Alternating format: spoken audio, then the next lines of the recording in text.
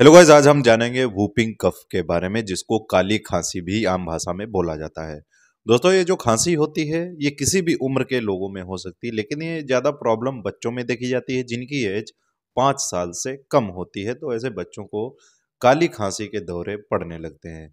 ये ज़्यादातर प्रॉब्लम ठंड के मौसम में होती है, जब सर्दियाँ पड़ने लगती हैं या फिर मौसम बदलता है।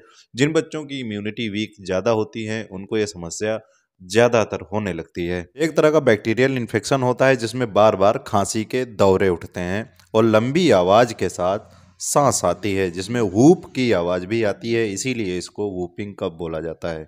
अब बैक्टीरिया होता है जिसे हिमोफिलस पर्ट्यूसिस बोला जाता है। इसी बैक्टीरिया की वजह से लोगों में वूपिंग कफ या फिर काली खांसी, कुकर खांसी आने लगती है। वूपिंग कफ का जो इन्फेक्शन होता है एक व्यक्ति से दूसरे व्यक्ति में भी पहुंच सकता है। ये जो बैक्टीरिया होता है ये इन्फेक्शन होता है बलगम, थूक या फिर जो ड्रॉपलेट्स होते हैं जो नाक से निकलते हैं या फिर बोलते समय जो ड्रॉपलेट्स होते हैं मुंह से बाहर निकलते हैं। अगर कोई स्वस्थ व्यक्ति इन ड्रॉपलेट्स के संपर्क में आता है तो उसको भी काली खांसी होने की संभावना ज़्यादा रहती है। या फिर ऐसी फैमिलीज होती हैं जो काफ़ी कंजेस्टेड होती हैं, काफ़ी लोग एक ही कमरे में रहते हैं, एक से दूसरे में इन्फेक्शन फैलने के चांस ज़्यादा रहते हैं। या फिर अगर कोई छोटा बच्चा है वो अपनी माँ के संपर्क में आता है और उसकी माँ को इन्फेक्शन हो जाता है तो बच्चे में भी हो सकता है। या फिर हॉस्पिटल में अगर बच्चा जाता है तो एक से दूसरे में इन्फेक्शन बच्चों में पहुँच सकता है।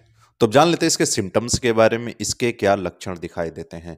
दोस्तों, काली खांसी के जो लक्षण होते हैं जैसा कि मैंने बताया, बहुत ही तेज तेज सांस आने लगती है और सांस में वूप की आवाज़ आती है, इसीलिए उसको वूपिंग कफ कहा जाता है।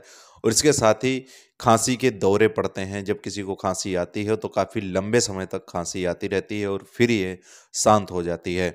शुरुआत में नाक से पानी बहता है, छींकें आती हैं, हल्का बुखार रहता है, भूख नहीं लगती है, कभी कभी खांसी आती है जो धीरे धीरे दौरे के रूप में बढ़कर रात के समय ज़्यादा आने लगती है।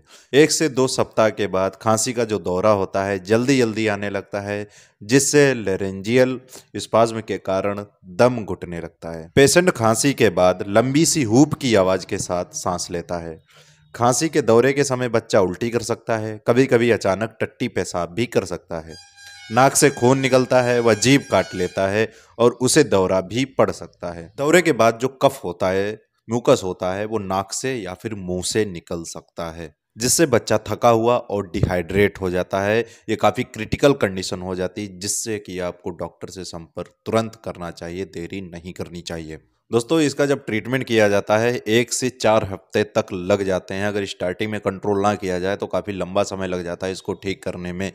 लेकिन कभी कभी क्या होता है, ट्रीटमेंट चलता रहता है, पेशेंट धीरे धीरे ठीक होने लगता है, लेकिन फिर भी अगर वो धुएं के संपर्क में आता है, पोल्यूशन के संपर्क में आता है तो उसको अचानक से खांसी का दौरा पड़ सकता है। अब जान लेते हैं इसके ट्रीटमेंट के बारे में, इसका क्या ट्रीटमेंट करना चाहिए, किस तरह से पेशेंट को मैनेज करें। सबसे पहले तो आपको डॉक्टर से संपर्क करना चाहिए और पेशेंट के टेस्ट जरूर करा लेने चाहिए इन्वेस्टिगेशन के लिए। जैसे स्पुटम की जांच करा सकते हैं जिसमें ये बैक्टीरिया मौजूद मिलता है, ब्लड टेस्ट कराना चाहिए जैसे कि टीएलसी, हीमोग्लोबिन, ये सारी चीज़ें चेक करनी काफ़ी ज़रूरी होती हैं और चेस्ट का एक्सरे भी कराना चाहिए। उसके बाद ट्रीटमेंट स्टार्ट करना चाहिए।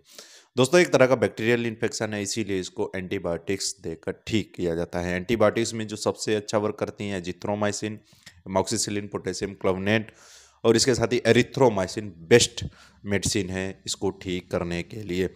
और इसके साथ ही सिम्टोमेटिक ट्रीटमेंट दे सकते हैं, जैसे कि अगर खांसी ज़्यादा आ रही है, बलगम आ रहा है, तो आप ग्रिलिंगटस बीएम सिरप दे सकते हैं। बच्चे को 5 ml, बड़ा है तो 7 से 10 ml तक दिन में 3 बार गुनगुने पानी के साथ ही सिरप को देना चाहिए।